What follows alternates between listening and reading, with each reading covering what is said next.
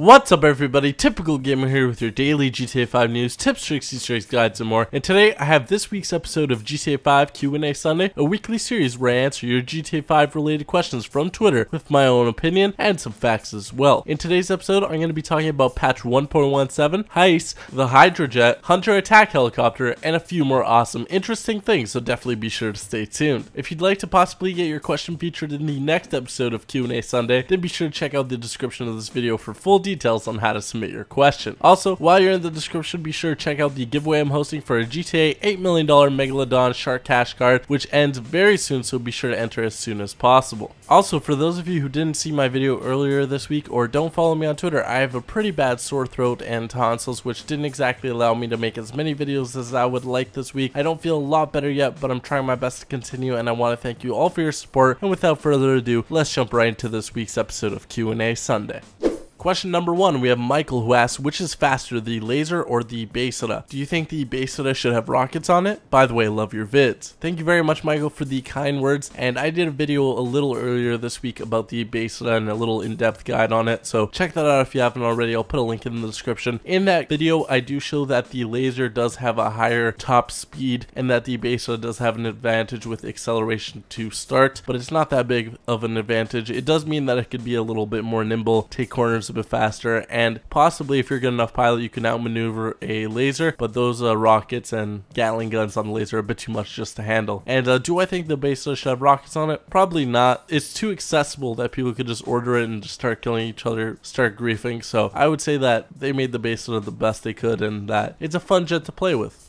Question 2 comes from Legit Gamer. He asks, do you think that we will see the Hunter and Hydra in a future update on GTA Online? Now, personally, I do think that we will see them. We did see the Hunter attack helicopter in a trailer to, I think it was Meltdown or Breakdown, whatever the movie was called. We did see footage of the Hunter attack helicopter, like in GTA 5. So they did model it with, you know, everything in the game. And we did see the Hydra as well in some pre-release trailers. They already accounted for that. They already made them into the game. It's just wondering when they'll release it and if they'll release it. I think there's a strong chance that they will, possibly maybe in some single player DLC for the next gen, but I'm thinking that it will be in GTA Online. The only problem here is the balancing. I mean, the Hunter attack helicopter, I can see how you could balance that out, sort of like the Buzzard, but having an accessible jet with, you know, missiles and Gatling gun, maybe if they just had it so the Hydra only had missiles, that'd be pretty good. Seeing how the machine gun is way overpowered on the laser, it's way better than the rockets. It would be interesting if they did put machine guns on the Hydra, and it would be interesting to see how they balance it because it would be like a purchasable vehicle. Maria asks, when does the story DLC come out? PS, love your videos, German fan. Well, thank you very much, Maurice. It's good to have some German fans out there, and I appreciate your kind words. Story DLC, apparently Rockstar said it's coming out 2014. They said this a little earlier in the year, and they said it will be coming out 2014, so we're almost in September. Yeah, September, October, November, December. You got 4 more months, and we should be seeing some story DLC if Rockstar stays true to what they said.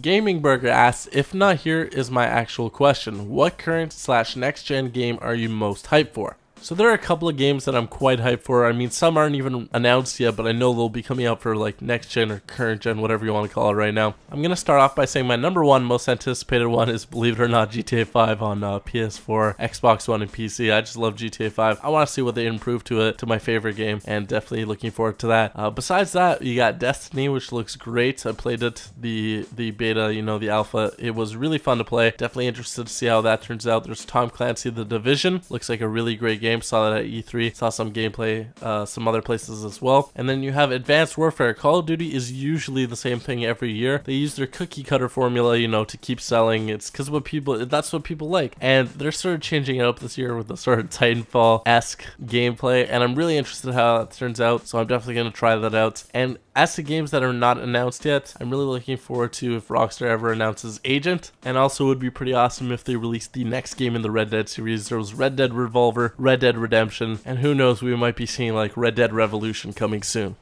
Doctor of Butlers asks, if you could add any vehicle or weapon from any movies or TV shows, what would you add? Hope you get well soon. Thank you very much for the kind words, Doctor of Butlers. Really do appreciate that. Get well soon. And personally, I would add in the DeLorean DMC-12. I posted something on Facebook earlier this week showing that vehicle. It got a lot of hype from you guys. I want to know which vehicles from movies would you like to see. And in regards to weapons from movies, I don't think I have a particular sort of weapon I'd like to see, but I would like to see an anti-tank weapon added and sort of one that can lock on to jets and stuff like that. I think that would be cool. Like the Jets missiles or the Buzzards missiles, but on the ground so that you could actually shoot, you know, flying vehicles and stuff like that. That would sort of be a good balance to the Hydra or Hunter helicopter too. So look into that, Rockstar. Josh Wardle asks, love the vids, man. Thank you very much. Do you think it's worth buying any of the newest features in the Flight School update? Now, personally, everything in the new Flight School update was pretty overpriced. I mean, if you add everything up, it'll be nearly $6 million to purchase everything, which is, you know, a pretty significant amount. Personally, again, it all depends on your situation, but I would personally recommend people to buy the flight suit for sure because it looks really awesome. And I would also recommend getting the base setup because it is a really fast, nimble jet, and I really do enjoy flying it. It's a lot of fun, and it's great to have your own personal jet.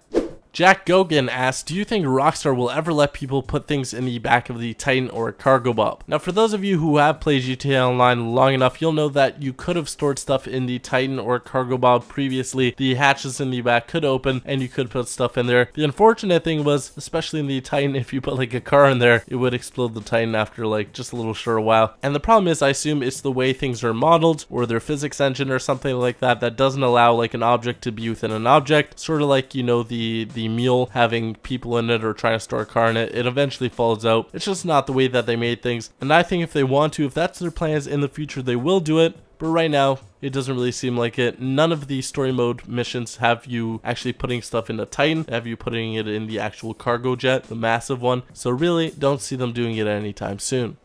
James asks, what do you think of the prices of the new DLC items and how affordable they are to the average player? Now, this is a great question, James. The new DLC items were quite expensive. Like I mentioned a bit earlier, it would cost you nearly, probably a bit more than $6 million to purchase everything. And I would have to say that that huge price tag is tied to the fact that, you know, all the things in this DLC were planes or classic cars, and those are quite expensive. I do see them releasing, you know, lower and more affordable things for purchase in the future, but right now the prices that came out with the Flight School DLC are definitely not very affordable for the average player, so choose wisely.